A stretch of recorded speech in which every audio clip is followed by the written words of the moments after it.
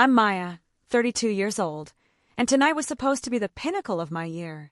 As the lead development manager for the Harmony Alliance, this annual gala was my brainchild, months of relentless effort poured into every detail.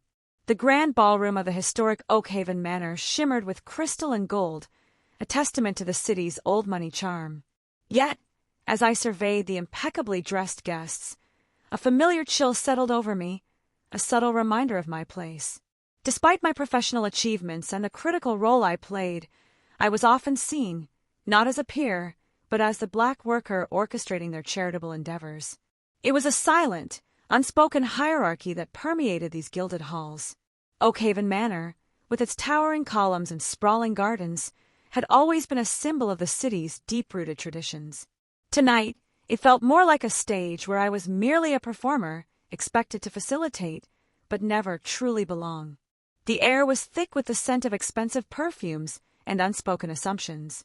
My role was to ensure everything ran flawlessly, from the silent auction to the keynote speaker's introduction.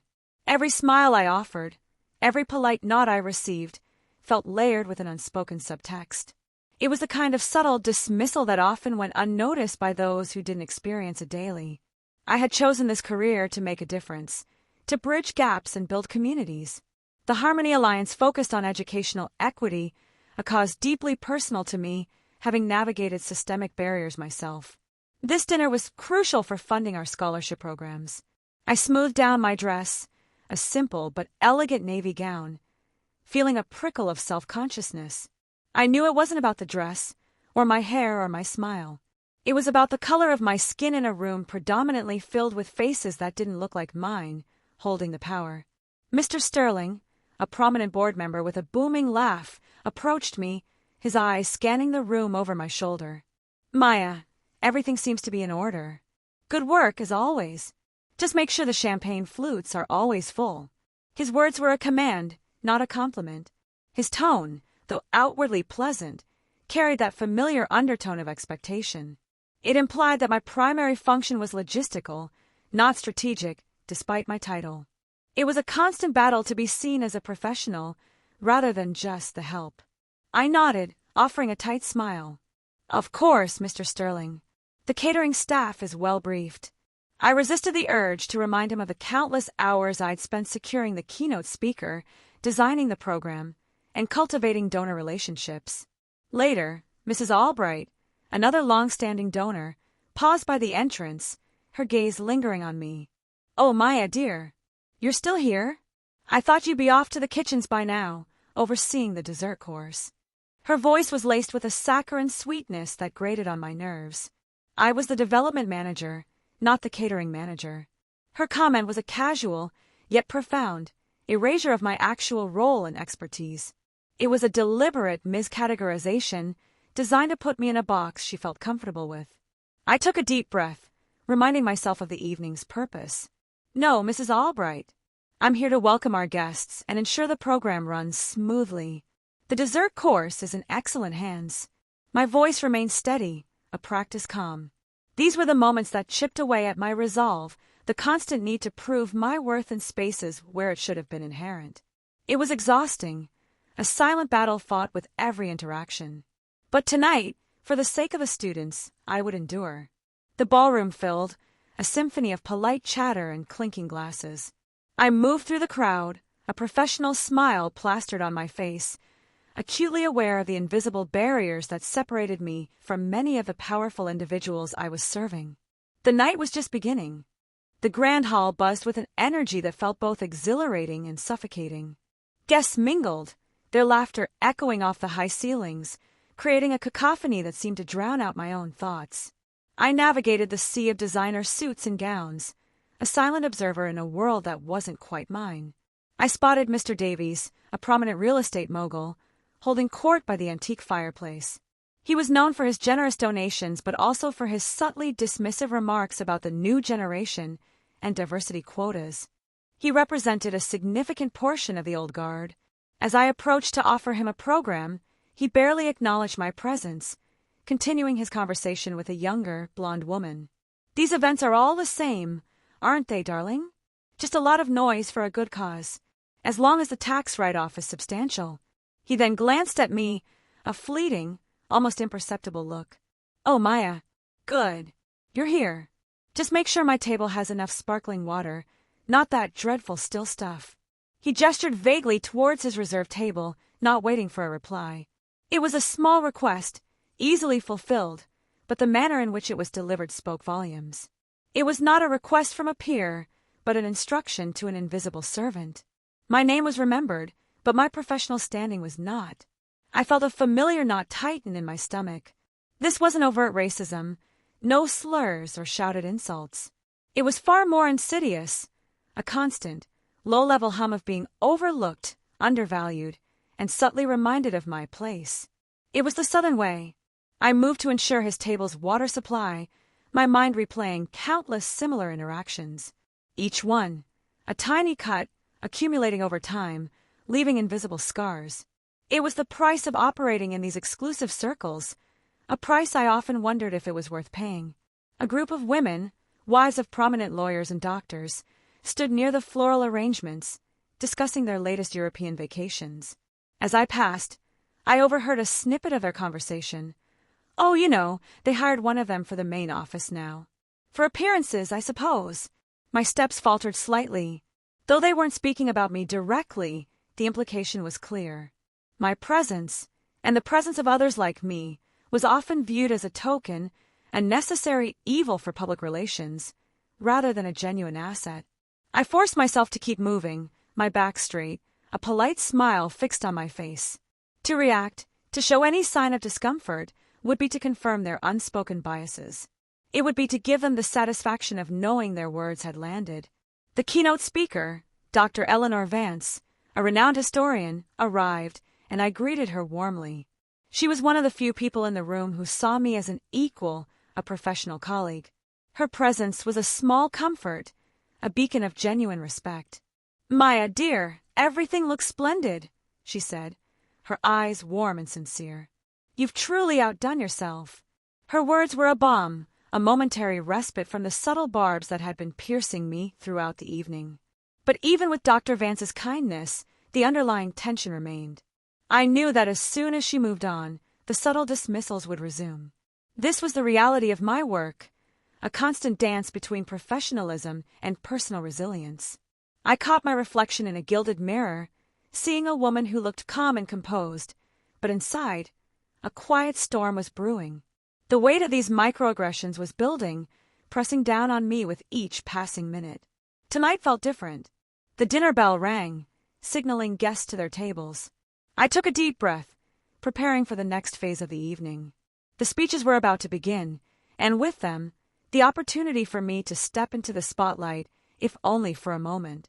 As dinner commenced, the clinking of silverware against fine china filled the air, punctuated by polite conversation.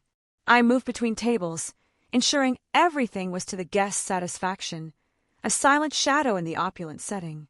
Each interaction felt like a performance, a carefully choreographed dance of deference. At table 7, a group of businessmen chuckled loudly. One of them, Mr. Harrison, a textile magnate, caught my eye. "Maya, isn't it? Good to see you're still with the Alliance.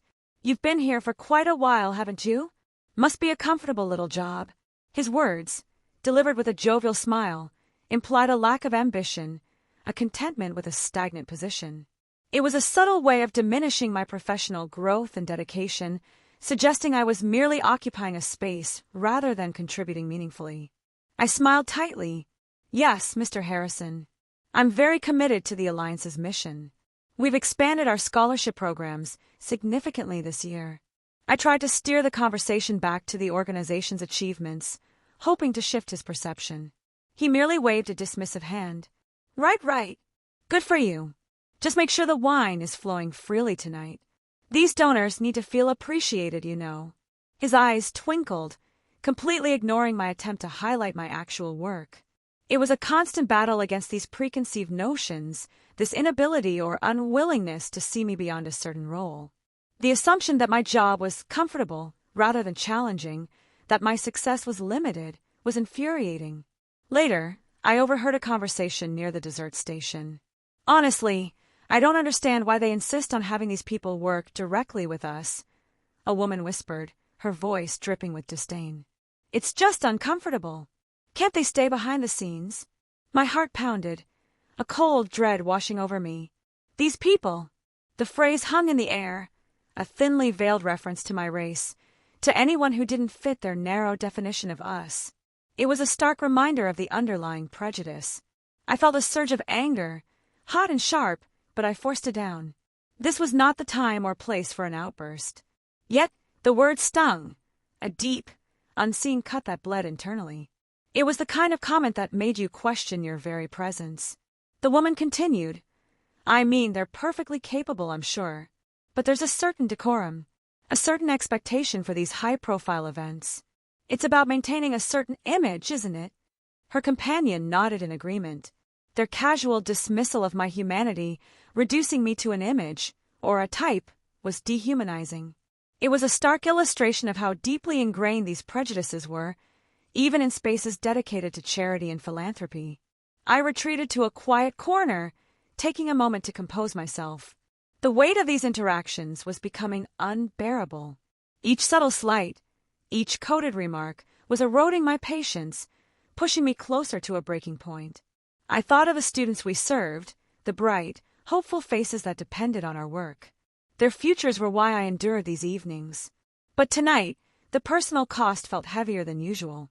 The facade of politeness was cracking. The keynote address was approaching, my cue to introduce Dr. Vance. I knew I had to maintain my composure, to be the professional they expected. But a different kind of resolve was hardening within me, a quiet determination to be seen, truly seen. The air in the ballroom felt thick, almost suffocating. I could feel the eyes on me, not always directly, but in the periphery, judging, assessing, and ultimately dismissing. The unseen cuts were adding up, demanding a response. As I walked towards the podium to introduce Dr. Vance, my mind raced, a whirlwind of the evening's slights. The casual dismissals, the veiled remarks, the constant feeling of being an outsider, it all converged into a suffocating pressure. Then, a specific memory, sharp and vivid, pierced through the haze. It was from my freshman year of college, a scholarship dinner not unlike this one, but far less grand. I was one of the few Black students in a program designed for promising young leaders, mostly from affluent backgrounds. I felt out of place, but hopeful. I remember a conversation with a donor, a kindly-looking elderly woman who had funded my scholarship. She smiled warmly, then asked, "So, Maya, what are your plans after graduation? Perhaps you'll go back to your community and help your people." Her words, though seemingly well-intentioned, carried a sting. They implied that my success was not for my own advancement, but solely for the benefit of my people, a collective rather than an individual. It suggested a limit to my aspirations. I was 18, eager to prove myself, and her question felt like a subtle redirection, a gentle push back into a predefined box. It wasn't about my dreams of becoming a policy analyst, it was about serving a prescribed role. I remember stammering, trying to articulate my personal ambitions, but her smile remained fixed, uncomprehending. She patted my hand. "That's wonderful, dear. Just remember where you came from." The implication was clear, don't forget your place. That memory had always lingered, a quiet reminder of the subtle ways society tried to confine me. It was the first time I truly understood that even in spaces of opportunity, there were unspoken boundaries, invisible lines drawn by others. Tonight, standing in Oak Haven Manor, the feeling was eerily similar. The same polite smiles, the same underlying assumptions, the same expectation that I would fulfill a certain function without daring to truly challenge the status quo. The weight of that past moment, combined with the current indignities, became too much. It wasn't just about my professional pride anymore. It was about the fundamental right to be seen as a whole, capable individual, not a stereotype or a token. I reached the podium, the microphone cool beneath my fingertips. The room quieted, all eyes turning towards me. This was my moment to introduce Dr. Vance, to deliver the prepared remarks, to maintain the professional facade. But as I looked out at the faces, some expectant, some indifferent, I knew I couldn't just read the script. The words of the past, the slights of the present, demanded a different response. My voice, usually calm and measured, felt charged with a new resolve. I took a deep breath, the air thick with unspoken judgments. The memory of that college donor, her patronizing smile, fueled a fire within me. I was tired of being underestimated, of being told, subtly or overtly, where I belonged. My hands gripped the sides of the podium. The introduction for Dr. Vance was ready, but something else was forming in my mind. A story. My story. The truth that had been simmering beneath the surface for too long. This was not just a fundraising dinner, it was a platform. And for the first time, I realized I had the power to use it, not just for the Harmony Alliance, but for myself, and for every other Maya in rooms like this. The silence in the ballroom was profound, a stark contrast to the earlier chatter. All eyes were on me, waiting for the standard introduction. My heart hammered against my ribs, a drumbeat of defiance and fear. This was it, the moment of decision. I could deliver the polished, pre-approved speech, maintain my composure, and let the evening proceed as planned. Or I could seize this unexpected opportunity, a fleeting window to speak my truth, to challenge the unspoken assumptions that permeated this room. The memory of the college scholarship dinner, the patronizing smile of the donor, flashed vividly in my mind. It was a stark reminder that these subtle forms of discrimination were not new, nor were they isolated incidents. They were a pattern. I thought of the students the Harmony Alliance served, their bright eyes and boundless potential, often dimmed by the very societal structures these donors inadvertently upheld. My silence would be a disservice to them and to myself. A wave of courage, raw and potent, washed over me. I had spent years navigating these spaces, perfecting the art of polite endurance. But tonight, endurance felt like complicity. It was time to shift from enduring to confronting.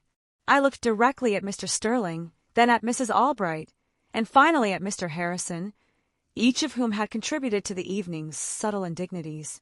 Their expressions were a mixture of polite expectation and mild curiosity. They had no idea what was coming. My voice, when it came, was clear and steady, though a tremor of emotion vibrated beneath the surface. Good evening, esteemed guests, board members, and fellow advocates for education. I paused, letting the words hang in the air. Before I introduce our distinguished keynote speaker, Dr. Eleanor Vance, I feel compelled to share a brief, unscripted thought. A ripple of murmurs went through the room. Heads turned, eyebrows raised. This was not part of the program. Mr. Sterling shifted uncomfortably in his seat, a frown beginning to form on his face. Mrs. Albright exchanged a bewildered glance with her table mates. The polite veneer of the evening was beginning to crack, just as I intended.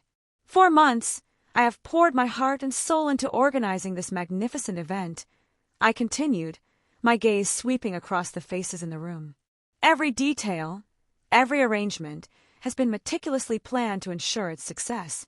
And yet, I said, my voice gaining strength, despite my professional role, my dedication, and my expertise, I have, throughout this very evening, been reminded of a persistent truth. A truth that many in this room may not readily acknowledge. The murmurs grew louder, a mix of curiosity and discomfort. Some guests leaned forward, intrigued. Others looked away, suddenly engrossed in their water glasses. The atmosphere in the ballroom had shifted palpably. I had been referred to as the worker, asked about the dessert course, and subtly dismissed as merely the help.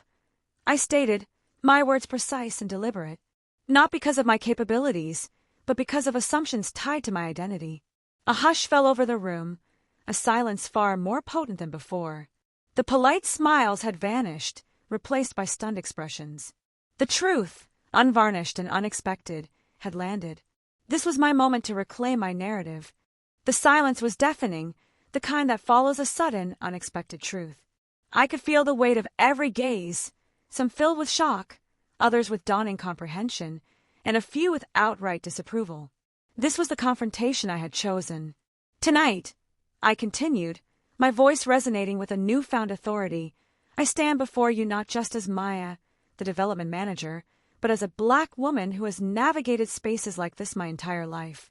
Spaces where my worth is often prejudged. I paused, letting that sink in.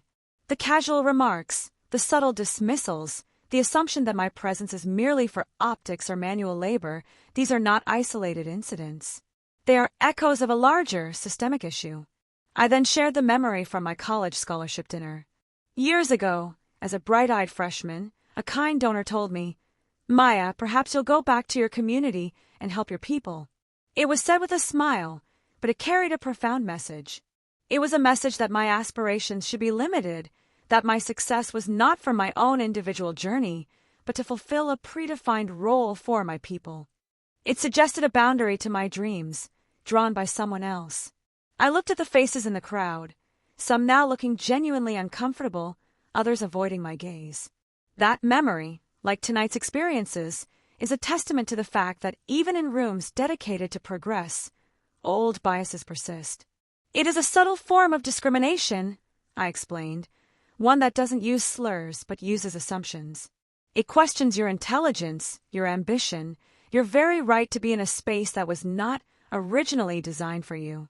And it is exhausting, I admitted, my voice softening slightly, to constantly fight against these invisible currents, to prove your competence when it should be assumed, to defend your presence when you are contributing meaningfully. I saw Mr. Sterling's face, now pale, his earlier jovial demeanor completely gone. Mrs. Albright looked down at her plate, her expression unreadable. The discomfort in the room was palpable, a heavy blanket settling over the elegant tables. "I am here tonight because I believe in the Harmony Alliance's mission," I stated firmly. "I believe in breaking down barriers, in creating opportunities for every child, regardless of their background or the color of their skin. But true equity," I emphasized, "begins not just with programs and scholarships, but with how we see and value each other in every interaction. It begins with acknowledging the biases we carry, even unknowingly. It begins with understanding that the Black worker is also a professional, a leader, an innovator, and a human being with dreams and contributions that extend far beyond any preconceived notion." My words hung in the air, a challenge. I could feel the shift in the room, a transition from polite discomfort to a deeper, more profound silence. My truth, unvarnished and raw, was forcing them to look inward, to confront their own assumptions. The unveiling was complete. The ballroom remained hushed, the clinking of silverware replaced by an almost reverent stillness. My story, raw and unscripted, had pierced through the polished facade of the evening, landing with a powerful, undeniable impact. I looked out at the faces, no longer seeing polite indifference, but a spectrum of emotions: shock, shame, dawning understanding, and a few even tears. The air was thick with the weight of unspoken truths, finally brought to light. "I share this not to accuse," I continued, my voice steady, "but to illuminate, to ask you to consider the unseen burdens carried by those who, like me, navigate spaces where their identity is often a silent asterisk next to their qualifications. The Harmony Alliance strives to build a more equitable future," I explained, gesturing broadly to the room. "But that future cannot truly blossom if the very people championing it are simultaneously perpetuating the subtle forms of inequality." I spoke of the students, their struggles, and their triumphs, drawing a direct line between their experiences and my own. When you invest in our programs, you invest in their potential. But you also must invest in a change of perspective within yourselves.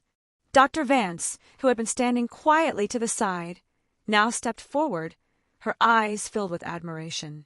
She nodded, a silent gesture of support that encouraged me to continue. Her presence was a powerful affirmation. "Every single person in this room has the power to affect change," I asserted, my voice rising slightly. "Not just through financial contributions, but through conscious effort to dismantle the subtle biases that create these invisible barriers. Look beyond the surface," I urged them. "See the individual, the professional, the human being, not just the category or the assumption. Recognize the dignity and worth inherent in every person, regardless of their background." A few guests began to nod slowly, their initial shock giving way to reflection. I saw Mr. Davies, the real estate mogul, his usual confident smirk replaced by a thoughtful, almost troubled expression. The message was clearly resonating. "My story is but one of millions," I concluded, "of individuals who have been looked down upon, underestimated, or dismissed simply for who they are. But tonight, I hope it serves as a catalyst for a different kind of conversation.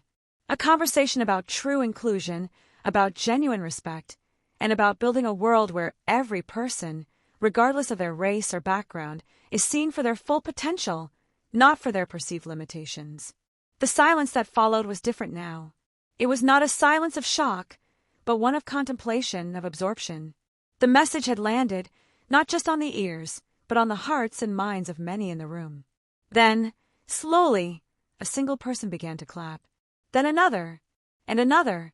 Soon, the entire ballroom erupted in applause, a wave of sound that was not merely polite, but genuine, heartfelt, and resounding. It was a standing ovation. Tears pricked at my eyes. This wasn't just applause for a speech. It was applause for a truth finally spoken, for a barrier momentarily broken. The ripple effect had begun, transforming the atmosphere of the entire evening. The applause was overwhelming, a thunderous roar that filled Oakhaven Manor. I stood at the podium, tears streaming down my face, not of sadness, but of profound relief and unexpected triumph. The weight I had carried for so long had finally lifted. As the applause slowly subsided, Dr. Vance stepped forward, embracing me warmly. "Maya," she whispered, "you were magnificent. You spoke the truth this room desperately needed to hear." Her words were a powerful validation. Mr. Sterling, looking visibly shaken, approached the podium. "Maya," he began, his voice uncharacteristically subdued. I am truly sorry. I never realized. I had no idea the impact of my words. Thank you for opening my eyes." His apology, though late, felt genuine. It was a first step, a crack in the old guard's facade. Other guests approached, some offering apologies, others expressing their admiration, many sharing their own quiet reflections on bias. The remainder of the evening felt transformed. Conversations were more subdued, more thoughtful. The superficiality had been replaced by a genuine sense of introspection. My story had not just inspired, it had ignited a necessary dialogue. In the days that followed, the ripple effect continued. Mr. Sterling personally called me, not to discuss logistics, but to propose a new initiative within the Harmony Alliance focused on diversity and inclusion training for board members. Mrs. Albright sent a handwritten note expressing deep regret and offering to volunteer her time for our mentorship programs. The shift in attitude was palpable, a testament to the power of a single, courageous voice. My phone rang off the hook. Media outlets, initially interested in the gala, were now clamoring for interviews about my speech. My story, once confined to the ballroom, was now reaching a wider audience, sparking conversations across the city and beyond. The Harmony Alliance received an unprecedented surge in donations, not just from the gala attendees, but from new donors inspired by the message of authentic inclusion. My bold move had not jeopardized my job, it had elevated it. My role within the Alliance transformed. I was no longer just the development manager. I became the face of a new movement within the organization, leading initiatives for cultural competency and equitable practices. My voice was now central. I began receiving invitations to speak at other organizations, sharing my experience and advocating for systemic change. The Black worker, who was looked down upon, had become a sought-after speaker, a beacon of truth and resilience. The triumph was not just in the recognition, but in the profound shift within myself. I no longer felt the need to shrink or conform. I stood tall, confident in my identity and my purpose, knowing that my voice had the power to move mountains. This was not an ending, but a powerful new beginning. The fundraising dinner, once a symbol of subtle oppression, had become the crucible for my liberation and the catalyst for a broader awakening. My story had indeed inspired the crowd.